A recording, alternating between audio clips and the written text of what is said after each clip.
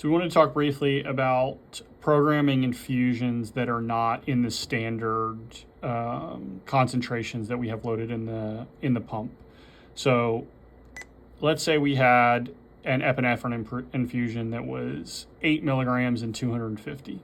So you go in and you do epi. So we're going to do E, and then we'll do find, and then epinephrine. We have two versions of epinephrine in here. So we have epinephrine and then the MIMS epinephrine. MIMS has the 1 milligram in 100. So we went ahead and put that in there, but we have a couple different concentrations under the regular epinephrine. So you'll click on that regular epinephrine and you see 4 in 250, 15 in 250, and 2 in 100. Notice that none of those are the concentration that I gave you at 8 in 250. Now there's a couple different ways we can accomplish this. One is to go here and then actually break it down to the actual microgram that is per ml.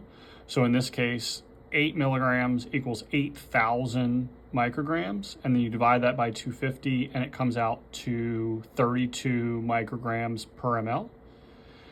So in that case, you would click on this, you would type in 32 micrograms per ml.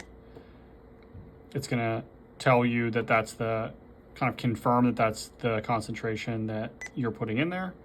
And then you're gonna go from there and put in your patient's weight, 100, and then you're back to the screen that we're used to seeing where we put in the dose rate. So the other way to accomplish that is at this front screen, you're gonna say new infusion, and then you're gonna go to choose general. And under choose general, it's gonna tell you that you're bypassing any of the drug specific limits, and you're just gonna confirm that you're okay bypassing that. And we're okay with you bypassing that. We just have to be a little more specific and make sure that we're putting the dose in the way we wanna put it in. Just know that you don't have those guardrails. So you're gonna hit okay and say, I'm okay with that. And you're gonna push dose calculation. So under dose calculation, it's gonna ask you, do you have grams in mLs? Do you have milligrams in mLs, micrograms in mLs, nanograms in mLs, or millimoles in mLs? In this case, we have milligrams in mLs. So we're gonna click milligram. We're gonna put in our concentration of the medication that's in the bag. We're not trying to break it down to per ml. We're trying to go with the entire amount of the drug that's in the bag. So 8 milligrams. You're gonna hit okay, and then you're gonna give the diluent volume. So how much is it in, right? In this case, we're in 250. Sometimes we're in like 258. You wanna put in whatever is on that bag. It'll be on the label of the bag. So in this case, we're gonna put 250. We're gonna hit okay.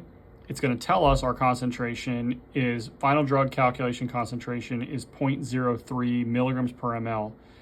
The pump does not go out to thousandths place. So it puts it, or it won't display thousandths place. It actually does the math, but it won't display it.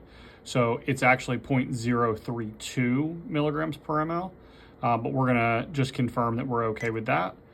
And then we're gonna say, yes, it's a weight-based infusion. And then we're gonna put in our 100 ml, or our 100 kilos. And then we're then gonna choose how we wanna dose that. And in this case, we're gonna dose it micrograms per kilo per minute. So we're gonna click micrograms per kilo per minute, and then we're back to the screen that we're all used to looking at.